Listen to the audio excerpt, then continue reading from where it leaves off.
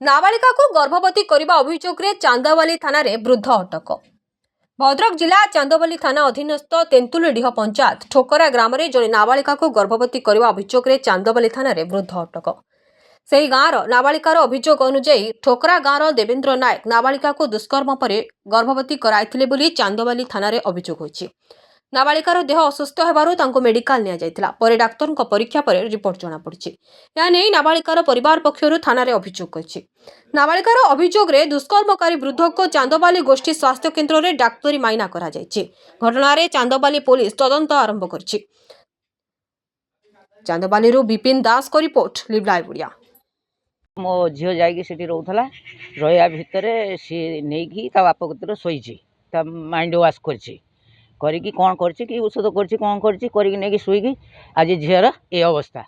हाँ मोर सहीटा न्याय दरकार। हाँ देवेंद्र नायक। हाँ बुलू। हाँ हाँ कविता नायक। हाँ सी नहीं ताको ए रकम कर छोट छुआटा मु भी जान नी मु तो काम पलाए आसला भितर ता भितर एत कथा हो जानी काली धरा पड़ा माने जो डाक्तर चेक करला बेलू ये कथा बाहरला तापर झील को पचारा बेलू झील ता ना कहला कहवा भितर मुझा को चेष्टा करी थाना केस करनी माने सी तार कौन कहला मो पेट दरज करुच्ची ये करुच्ची किसी बोधे गैस फैस होती कौन कर नहीं जा डाक्तर देखी औषध आनी खाइए। हाँ तापर मो पुओ को मुझे पठेनी डाक्तर कति गला बेलू डाक्तर चेक कर सारा पूर्व रिपोर्टा बाहर कला या। हाँ रिपोर्टा बाहरला देखला झीर प्रेगनेंट। हाँ 7 मास। हाँ बयस 15 वर्ष। पुलिस नहीं जाइए भद्रक अच्छे